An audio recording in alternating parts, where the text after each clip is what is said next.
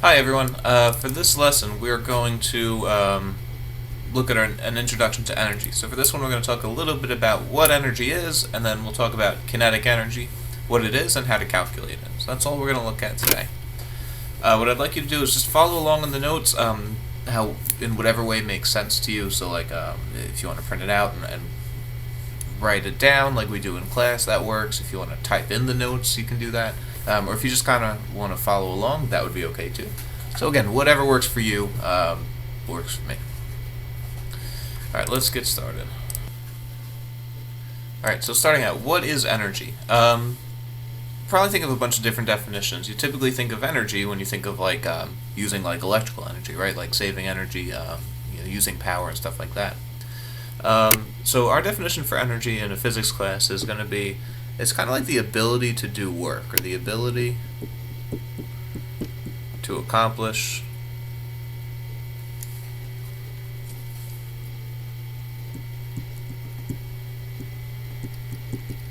a task.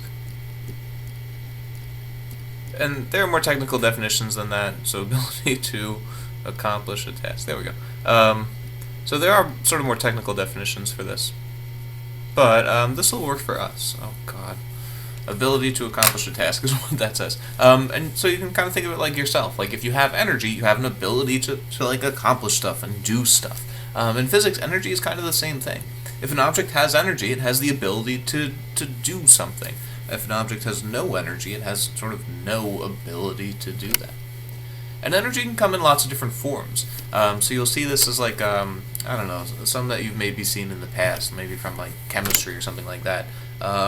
You can have like thermal energy is a type of energy that you can do. You can have like electrical energy. We're going to talk a lot about something called mechanical energy for this class, which is, again, just a type of energy. This type of energy essentially has to do with like a physical object. So like it has to do with the motion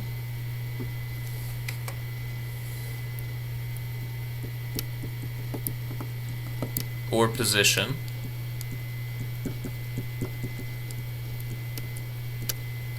of an object. So it's kind of like about like the physical object itself. So if thermal energy is like the temperature of the object, then this mechanical energy is like where is the object and like how fast is it moving. That's mechanical energy. And it's what we're going to spend most of our time on. There's two types of mechanical energy that we're going to worry about. Those are kinetic energy and potential energy, which may sound familiar from a previous science class. I think some middle school courses kind of cover it, but we're going to go a little bit deeper than that.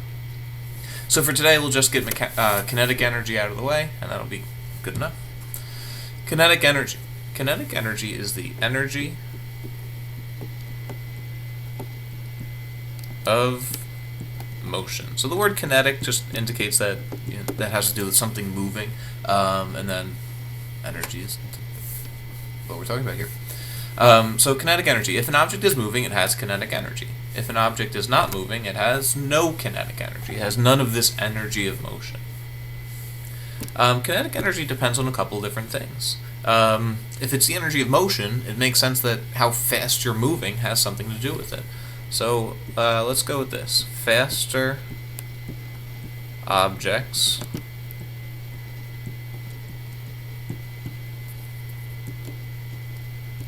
have more of this kinetic energy. So again, it's the energy of motion. So the faster you move, the more kinetic energy you have. So faster, sorry about this, I got some like dead spots on my computer. Faster objects have more Ke, or more kinetic energy. But if you think of two fast-moving objects, like let's say, I don't know, like a baseball and then a moving car, which of those do you think has more kinetic energy? I would say the moving car, because it's bigger, it's more massive. So kinetic energy isn't all about speed, although it partly is. More mass would also give you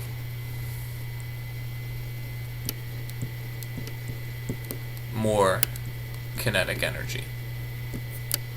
So it depends on both of these things, both on how fast the object is moving and on how much mass the object has. We'll look at the equation in a minute, but for now, this is sort of good enough here. So to have a lot of kinetic energy, it would be a fast-moving object, and specifically like a very large or heavy fast-moving object. If an object is not moving, then it has 0 kinetic energy. So kinetic energy is the energy of motion. And if there is no motion at all, then there is no kinetic energy there. Cool. So this is an energy of motion. Again, it has to do with how fast they're moving and how large or massive the object is. And if you're not moving at all, then you have none of this type of energy. Let's look at a couple questions and we'll do the equation. Two identical cars are traveling at different speeds, one at 30 meters per second and one at 50 meters per second. Which car has a greater kinetic energy? I want you to pause for a second and see if you can answer this. And actually, while you're at it, try numbers 1 and 2 and number 3. Again, pause the video, take a look at them, give them a shot. I'll give you a couple seconds.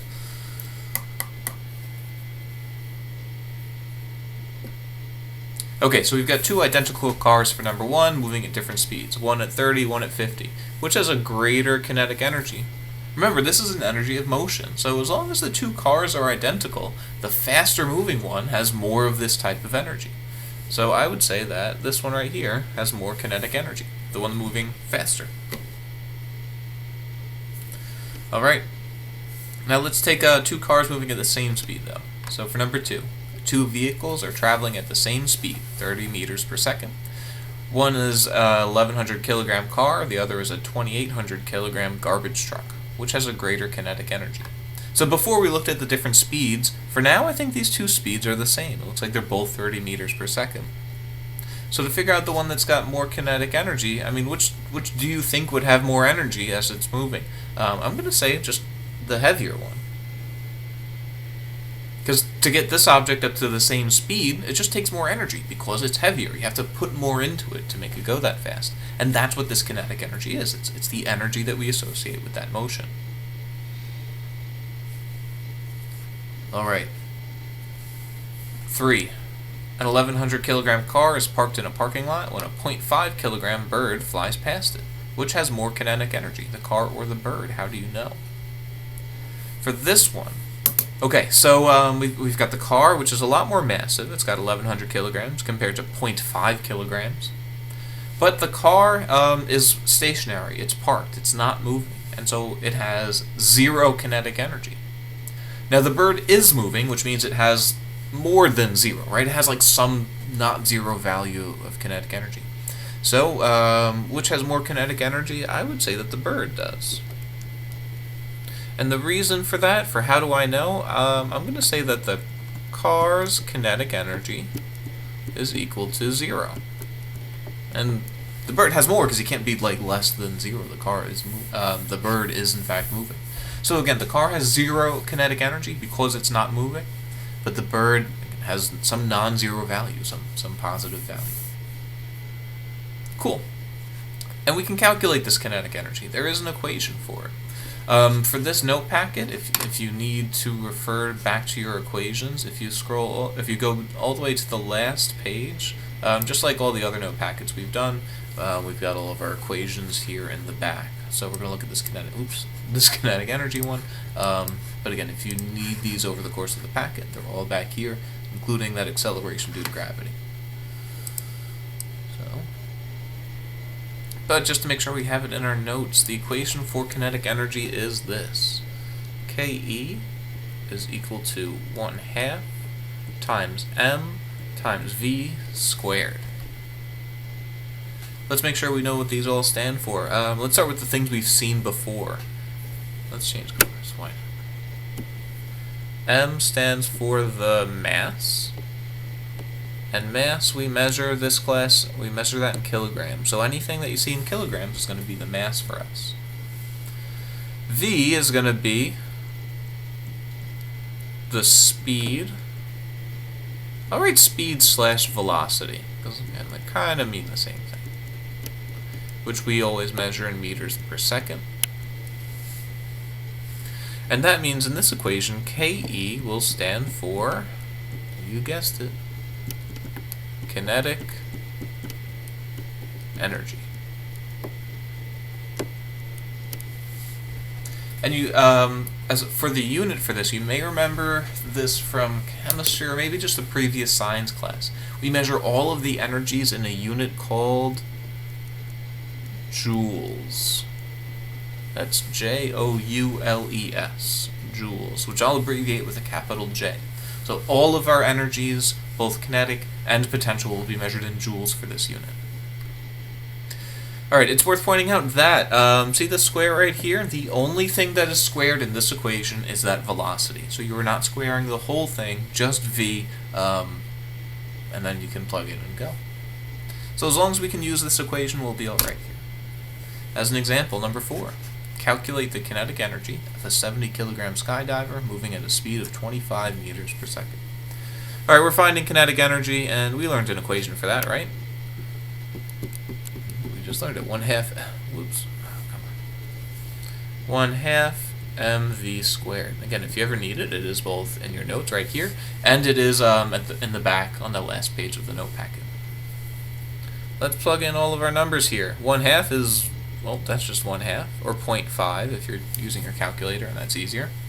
I'm going to put it in parentheses because I like that. So the mass is going to be 70 kilograms, so I'm just going to plug in 70 is the mass. And then for v, that's speed, looks like we've got a speed of 25 meters per second. So I'm just going to throw that in here, and then we're just not going to forget to square it. Throw all of this in your calculator. 25 squared times 70 times 1/2, or divided by 2, however you want to do it. I got an answer of 21,875, and the unit is joules. That might seem like a big number, but it turns out that a joule is a very tiny amount of energy. And so for this sort of larger person, this 70 kilogram person, who's moving pretty quickly, it takes a lot of these joules to compose all of that energy. Great. So let's try number 5 together, and then let's see if you can do a couple on your own. For number 5, calculate the kinetic energy of a 1,100 kilogram car moving at 30 meters per second. Alright, calculate kinetic energy. We've done this before, right? We have an equation for that. It's 1/2 mv squared. Alright, 1/2 is 1/2. That's easy enough to plug in. M stands for the mass, which I think is 1,100 kilograms. And it's moving at 30 meters per second. And if there's one thing that's so easy to do wrong here, it's to forget that square. So just, be careful, make sure you do that. 1/2 times 1,100 times 30 squared. Again, do the 30 squared first, you get 900 when you do that. Times 1,100 times 1/2 gives you, I got 495,000 joules. That's my answer. Alright, so here's what I'd like for you to do if you're hopefully you're following along. I'd like you to pause the video at this point and see if you can do numbers 6 through, basically the rest of the page, 6 through 12. So try numbers 6 through 12. Try them on your own. Like, give them an honest shot. If you get stuck on one, that's okay, just move on to the next one. So pause the video, give those a shot, and then I'm going to go over them when you're all done and you've tried them all. Alright, so hopefully you tried all of these. So let's go. Calculate the kinetic energy. Soon as we see that, right, we have an equation for kinetic energy. It is 1/2 mv squared.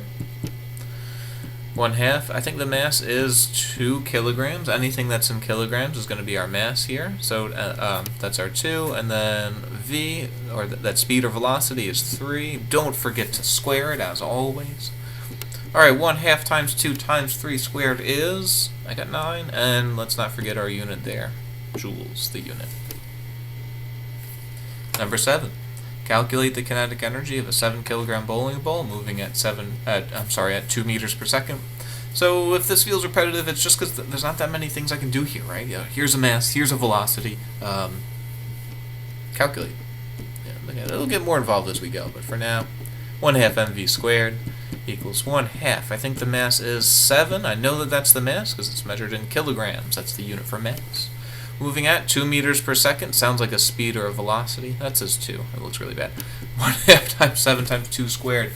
Again, be careful in your calculator here. 2 squared is 4 times 1/2 times 7 gave me 14 joules. Great. 8. A car speeds up while rolling down a hill. What happens to its kinetic energy while this happens? Does it increase, decrease, or stay the same? Alright, so kinetic energy depends on two things. It depends on, even if you look at the equation, they're both there, the mass and the velocity. So we're going to take this car, it's rolling down a hill. Is its mass changing? I would say no. It's the same car, it's rolling down the hill, the mass is going to be the same. But I did say that it speeds up as it goes. That sounds like it's getting faster. And if it's faster, that means there is more kinetic energy. So I would say the answer to this is increase. Because it's getting faster. It has more of that motion energy.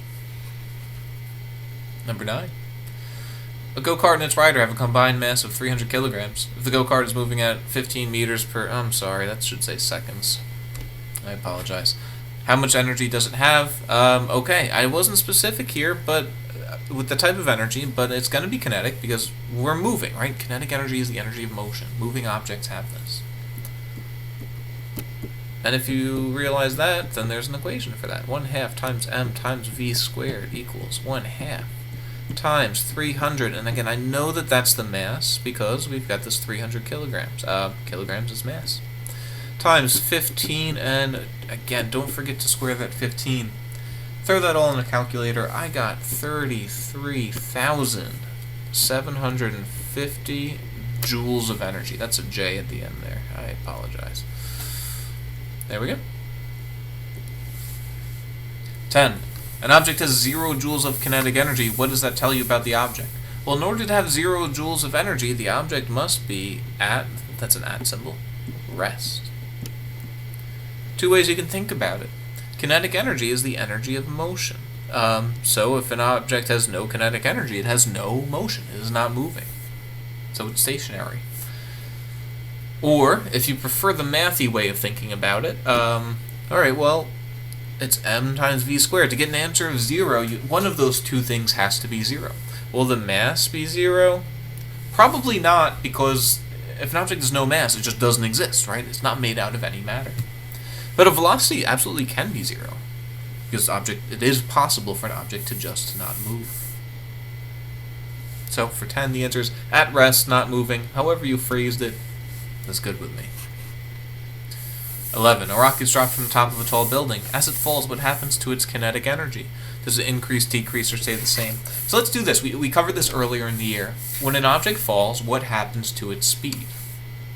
Hopefully you remember that it gets faster as it falls. It accelerates, specifically at 10 meters per second squared.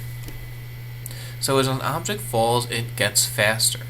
If it gets faster, kind of like we talked about for question number 8, if it gets faster, then the kinetic energy must increase. It's gaining speed. It's gaining this kinetic energy as it falls.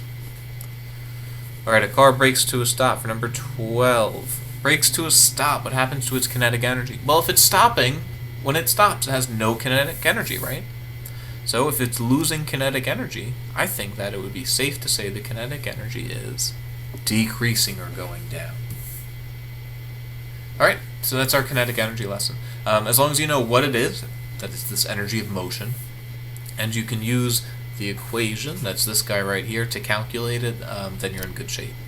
For Wednesday, we'll look at potential energy.